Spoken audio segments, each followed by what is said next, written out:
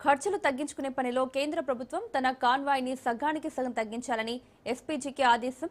తన కాన్వాయ్లో ఎలక్ట్రిక్ వాహనాలను చేర్చాలన్నారు మోదీ. కొత్త వాహనాలను కొనుగోలు చేయొద్దన్నారు ప్రధాని. మరికొన్ని రోజుల్లో కేంద్ర మంత్రులు కూడా ఖర్చులు తగ్గించుకుంటారని తెలుస్తోంది.